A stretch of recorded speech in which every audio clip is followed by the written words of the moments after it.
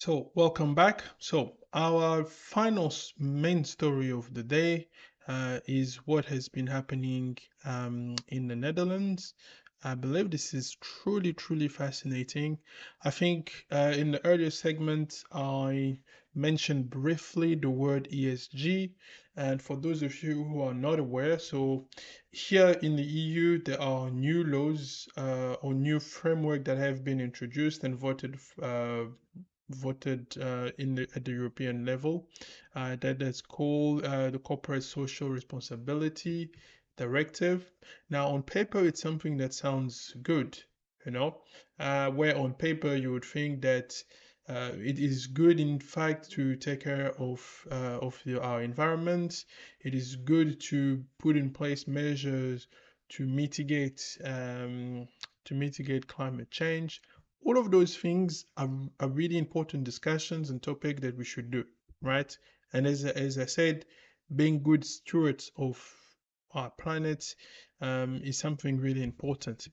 But, but my issue is the way they're going about it. My issue is the way they're going about it because they do not understand what the social pressure they're putting on their own economies, on those families. Okay, and and the story here really in the Netherlands is really telling, and I believe explains some of so what follows up also on the shift that I have seen more toward the center or center right throughout Europe, whether it is in Italy, where for those who may not know, Giorgia Meloni is a really popular leader in Italy, despite the fact that for years and years people had said, well, they're not ready. People on political parties on the right were not necessarily ready to lead and all of that. But as it turns out, she's done a fantastic job, at least so far. And so we've seen the same push in Sweden, more to the right. We've seen the same push we've seen the same push also in Germany. We've seen the same in Finland, and even here in France for a while. So we're going to unpack all of that, and we will try to understand exactly how did we get here, what has happened, what is at stake going forward. Okay, so without further ado, let's get into this. So we're going to try and understand why this government collapse. And the first story really is related to this. So I think it started about last year, to put things into context. So for those of you who don't know how farming work, for example, right? So you would have a field, and in your field you will put fertilizer. For example, one of the big fertilizers is potassium. Potassium. Okay. Now potassium is really good when you're using it as a fertilizer, but it does also have an impact on the environment as any activities, human activity that we have. So it will pollute, it will tend, if it is not in a controlled amount, it will tend, for example, to pollute underground stream of water. It can pollute reservoir, and it can create problems. So it is useful, as I stated, to put in place a framework to make sure that this type of emissions do not cause problems ultimately for the environment, okay, for the people who live there. So that is key. So I don't have a problem more with that. But then what the Dutch then have done, and one more thing. So the Netherlands is by far, in terms of how efficient the agricultural sector is by far the best in Europe. Okay, in terms of the efficiency. So you have a lot of people, a lot of men especially, who are employed in this industry. So therefore, what happened was that the Dutch government decided last year that they will try uh, to bring down the use of potassium in the farming industry in a bid to be more environmentally friendly and all of that. Now, bringing the use of of potassium down by 50% by 2030 meant that a lot of those farms were going to be abandoned. So then we brings the question, what do you do with all those people who are employed? All those families whose well-being depend on the income that is generated from farming. So, or the other word, the question is also, so you say no to farming as you think that perhaps it has a massive impact on the environment. Okay, but then how do you make sure that a country that up to now didn't have or was very self-sufficient in terms of producing its own food and the export because they also do export a lot in the other countries like Belgium, France, to just name a few. What do you do then? So you cannot bring that sort of disruption to the entire ecosystem without when you and yet think that there's not going to be any consequences. So that is the backdrop to this story. Okay, and please stick with me, and I'm going to talk to you more also about the impact of that as it relates to ESG score for emerging markets. Okay, so let's carry on. So pro farmer party wins big in Dutch election after protest over emission regulation. Okay, so action against new climate laws in the Netherlands has spurred the popularity of a new political party. Farmers in the Netherlands have attracted global attention by blocking roads, dumping manure, and protesting outside the houses of politicians. Now, a farmer friendly political party, Boerburger, I'm going to butcher it, I'm not going to attempt, has landed a major victory in provincial elections on March 15 to appoint members of the Dutch Senate. The Rural Party finished ahead of Prime Minister Mark Rutte, People's Party for Freedom and Democracy. The victory has called into question support for climate policies meant to limit the country's nitrogen emission. It also means that the Triple B is now the third largest political forces in the Netherlands. So it will be very interesting if these people actually come to power and form a coalition government. Okay, so and the reason was so more than 10,000 joined fresh protests on Saturday, the 11th of March, ahead of the election. Many were flying the country's flag upside down in a symbolic representation of the movement, because quite frankly, they're crazy. They're walking on their heads if they think they can get away with it.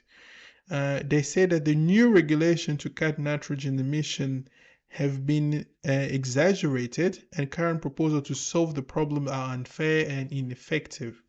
So Rutte has committed to having nitrogen emission um, in the Netherlands has committed to halving nitrogen emission in the Netherlands by 2030. The level of nitrogen oxide in the country's air and water are currently higher than EU regulation allow. Okay. So a lot of these emissions come from the waste produced by the country, more than 100 million cows, pigs, and chickens. Despite its small size, the Netherlands is the world's second biggest exporter of agricultural product by value, behind the US. Okay, so to cut nitrogen emission, the government plans to reduce livestock number by a third which could mean some farmers face compulsory buyouts. Despite many in rural regions acknowledging the significance of the climate crisis, Rutte has been criticized for the sudden announcement of these agricultural plans. So, this is the problem that I have basically with climate activists. It is not that the issue is doesn't need to be dealt with. Okay, that's not the issue. The issue is not that people don't realize that we need to intervene and we need to do something. The problem is that they are not doing it in the ways that is smart, taking into account the social impact, because ultimately you think that it's a good thing to have, because they happen to be mostly men. Do you think that it is a good thing to have 30 or 40-year-old men, for example, who will sit idle and not being productive member? You will see insane level of suicides happening. So that's the problem. They're not thinking in ways that are actually smart and realistic about reducing those emissions in a way that shall we say that are even done appropriately to make sure that you have the least disruption as possible to the entire economic ecosystem. So that is the problem, really. That's the problem that we're facing. And I think they are not being realistic about that. Okay, so they need to go back to the drawing board and they need to examine it and move forward, taking into account social consideration. And that's the difference between climate alarmism, I believe, and well thought policies. So you just pump the brakes and we wait until we figure out a way of doing it in a way that is safe and with once again with the least disruption to the social fabric. Because just saying or thinking that in 7 years you'll be able to halve the emissions, and then you're not going to get any major disruption to the food supply, to social cohesion, that is just dumb. It's not going to happen. So, and that's the story. And I think there is a way for them to look at that, and yet they don't want to. The other issue, really, with the Dutch farmer was also the issue of immigration, because his party refused to compromise on two policies that would have created two-tier immigration system in terms of the number of people who were allowed to join the families, for example, in the Netherlands, and the people who were not allowed to do that. So it would have created two tracks. But then the members of the coalition government are like, we don't really want that. We're not really going with you along this plan. So instead of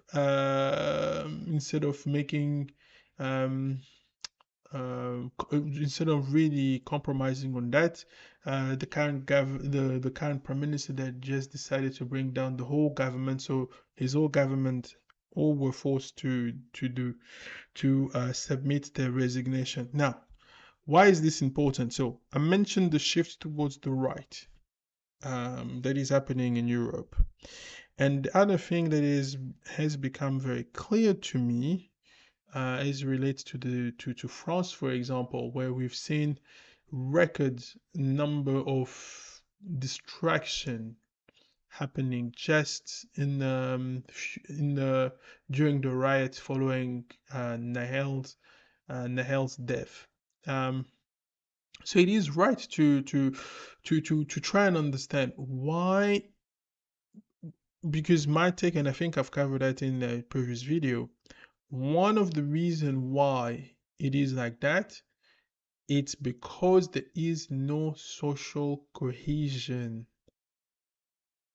There's no social cohesion between different ethnic group. There's no identity that people can actually say and claim that despite your origin or your ethnic background or whatever, there has to be something that makes that community tick or stick together.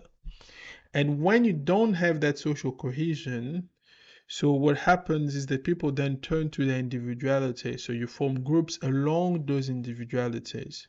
So which is exactly what you saw here happening in France for the past 40 years, where there are entire communities of people who migrated first, second generation, and sometimes third generation, and yet these people struggle really hard.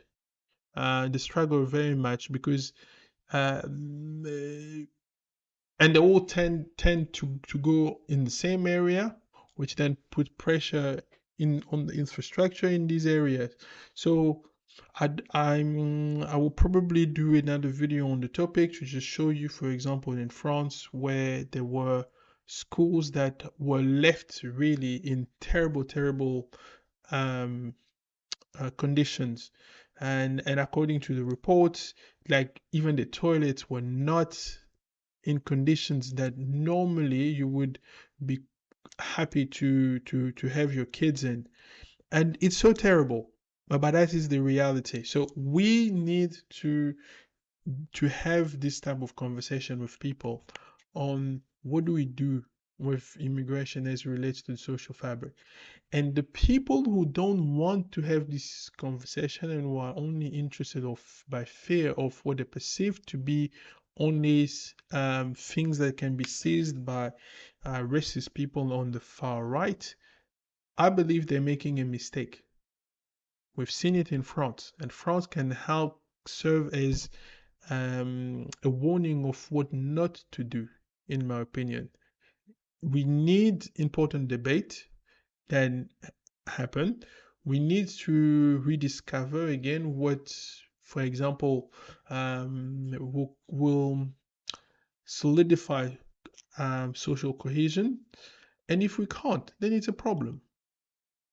If there is nothing that sort of underpins that social cohesion, a society cannot function, cannot prosper. And it was so apparent to me when I looked at the riot that happened even here in France. So a lot of things have to be changed, and if they don't, I really fear that the shift was going to be so radical that that a lot of things will change. So that's it for me. I believe that people need to pay attention more about, with regard to what is happening. So that's my take. I would love to hear from you guys, what you make of this situation.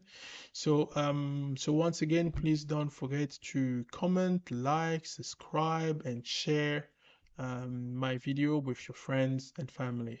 And I want to say to every single one of you, I appreciate you, and I hope that you enjoy my commentary. So until next time, peace.